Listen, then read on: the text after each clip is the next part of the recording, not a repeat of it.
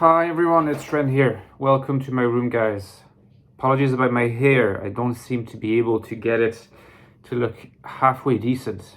So I look like I'm in a punk band. I don't know what it is, but in any case, today we're going to be talking a little bit about some Jungian concepts that I think are quite useful to possess.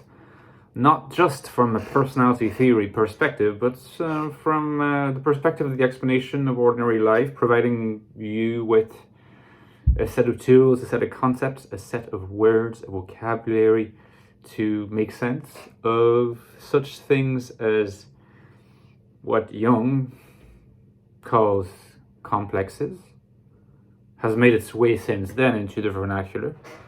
It's the idea of an inferiority complex, the mother complex, God complex, superiority complex, and all these things. Okay. Feeling tones, concept of feeling tone. I mean, you might have come across that concept if you read the Psychological Types book. You know, it's usually written as feeling hyphen tone. I remember the first time I read the general description of the types, I came across that word, like, a lot. And I was kind of like trying to get an intuitive sense of what it meant. But, Jung by that stage kind of assumes that you know what it means. So he doesn't actually kind of go back and explain it. In fact, but that's quite a bit detailed in the first volumes of the collected works. So the concept of feeling tone, which is very close to the concept of a complex. The two are connected. Concept of association, which we'll look at a little bit, and dreams. I had one of my subscribers, and in fact a friend too, was asking whether it might not be an interesting thing to talk a little bit about INFJs and dreams, or types and dreams, because it is true that it's not actually. I might be surprised given the importance of dreams in Jungian psychology, but there's not been that many videos or articles on the topic of dreams within the typology community. Something I've noticed. There might be reasons for it, given that on one level, dreams seem to be such intensely private experiences. So for a bunch of reasons, maybe that makes it harder to talk about them. But we'll see how complexes, feeling tones, and dreams kind of come together in a lot of ways in the Jungian analytical system, and how that's helpful when we think about type, when we think about type in general, when we think about other people's types, and maybe most importantly, when we think about our own self-description as a person of a certain type. What kind of story, what kind of an unfolding story my life is as a person of that type. Okay, so we're going to take a little bit of a look at that. Just first of all, very quickly, don't forget that you can get my book, The Ecstatic Soul, my book on the INFJ personality. Links below. Less than $10. All the Amazon links are available. And or my new novel, The Infinite Castle, also less than $10. I have to say, a very nice product. The Infinite Castle, by Dostoevsky, Kafka, Camus, Murakami, and all these joyous lads. You might like this quite a bit. Thank you for your support, and don't forget about my Patreon page, where I'm very grateful for the support of my Patreon followers. So it's interesting maybe to start with, before we move on to feeling tones and finally arrive at, in some sense, what will be the contextual synthesis of all these concepts, which is dreams. I think it'd be good to start with the concept of a complex. Now, the first thing to appreciate is, and sometimes people don't seem to appreciate this fully, because it's not insignificant, that Jung kind of really came up with the concept. I mean, now we use the word complex, very often in our language, but it's very much like extrovert and introvert, very much like archetype. It's coming from Jung. Let's appreciate that.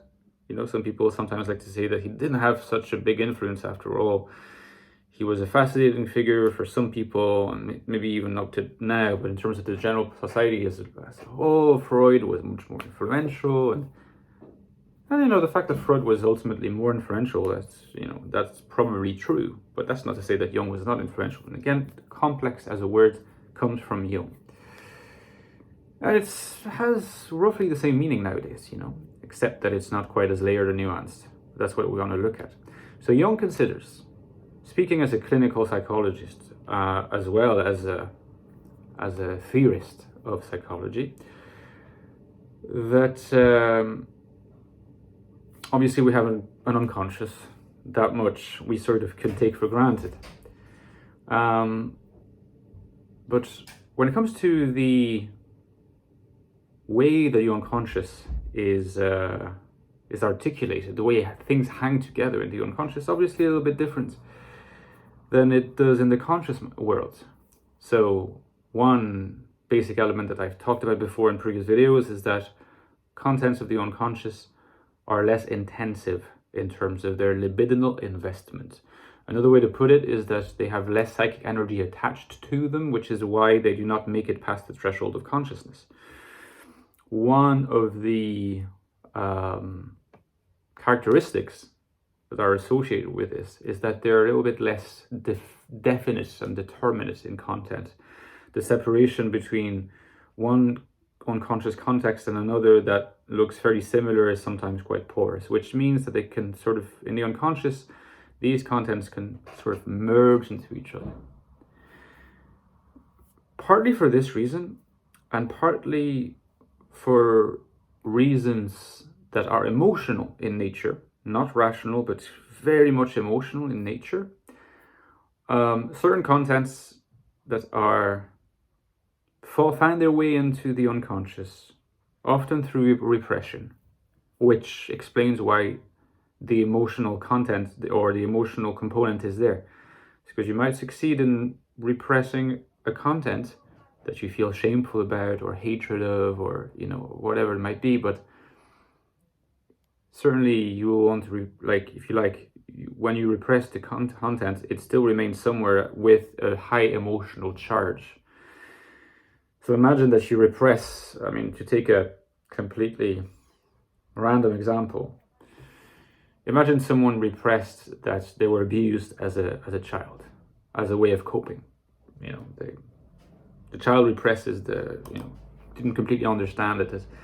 It's I think easy to understand that what is repressed as a content is still in the unconscious, and if it were to be brought back to the surface, it would not be suddenly devoid of any emotionality. The emotionality will surge back, and in fact could be a conflagration because it's been repressed for so long.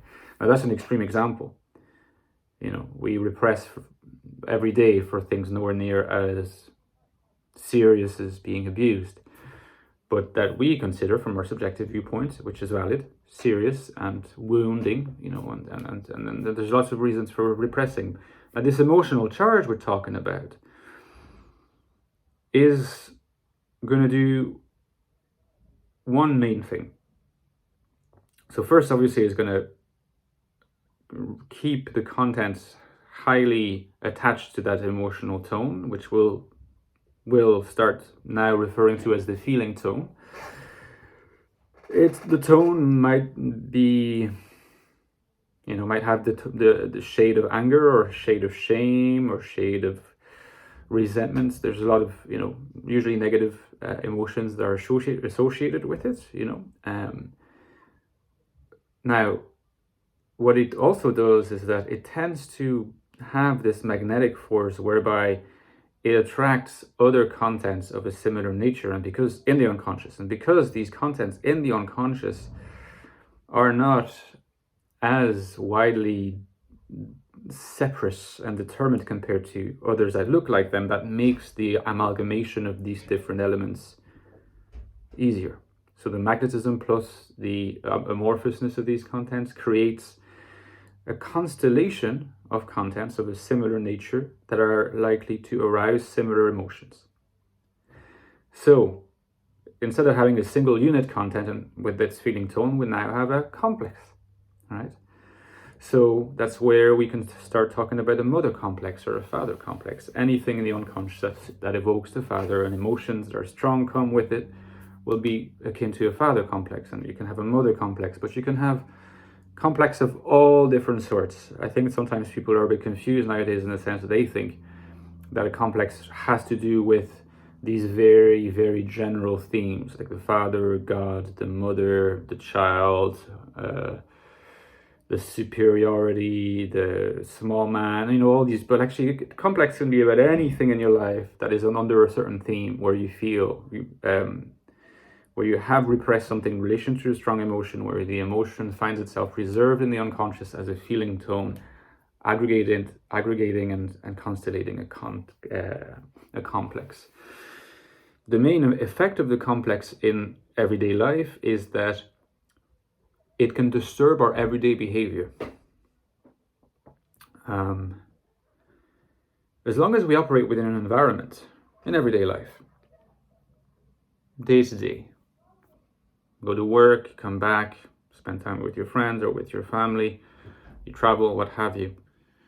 As long as the external environment does not expose you to any kind of reminder or to any kind of association with the repressed feeling tone, or rather the repressed complex, you'd be operating pretty much as normal as if you were not repressing anything. But as soon as something happens that is likely to evoke it, and again, it's repressed, it's not dead, okay?